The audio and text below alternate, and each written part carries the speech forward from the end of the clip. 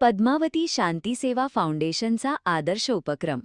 नगरसेविका अपर्णा शेटे यांच्या संकल्पनेतून स्वच्छता दूतांचा आगळा वेगळा सन्मान.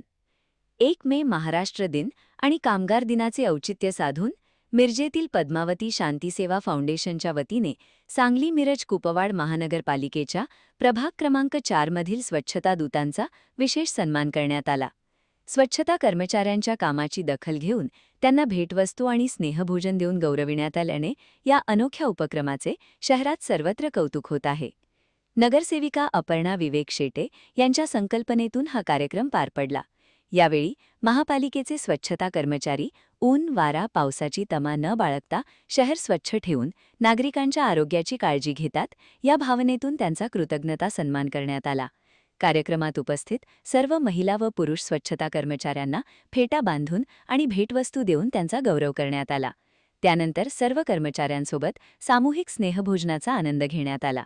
या कार्यक्रमास महिला व बालकल्याण सभापती श्रीमती बानू मुसा जमादार, महापालिका उपायुक्त स्मृती पाटील, भाजप नेते सुरेश आवटी, राष्ट्रीय स्वयंसेवक संघाचे राजेश देशमाणे, नगरसेवक मोहन वाटवे, नगरसेवक दयानंद खोत, विवेक उर्फ बंडू शेटे, महादेव नलवडी, सुनील चप्पलकट्टी यांच्यासह मान्यवर आणि प्रभाग क्रमांक 4 मधील सर्व स्वच्छता कर्मचारी मोठ्या संख्येने उपस्थित होते.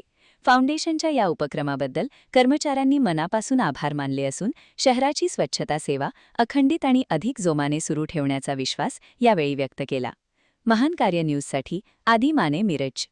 नमस्कार, मी सौ अपर्णा विवेक शेटे, प्रभाग क्रमांक 4 नगरसेविका.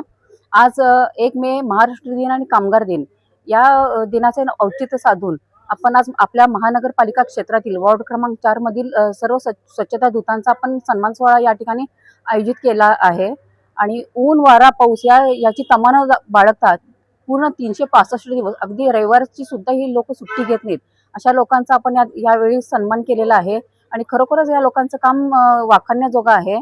आणि आज आम्ही या ठिकाणी बघितलं, या लोकांच्या चेहऱ्यावरचा आज आम्ही आनंदी भाव आम्हाला इतका भावला की खरोखर या लोकांसाठी अजूनही आम्हाला करायची अजूनही आम्हाला काही करायचं आहे.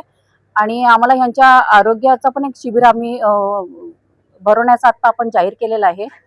आणि आज ती लोक जरी बोलत नसली तरी पण आम्हाला त्यांच्या बऱ्याचशा समस्यांची जाणीव आहे. आणि आपण नक्कीच त्या समस्यांचं प्रशासनापर्यंत आम्ही त्यांच्या समस्या घेऊन जाऊन त्याचा सोडवण्याचा नक्कीच प्रयत्न करू. धन्यवाद.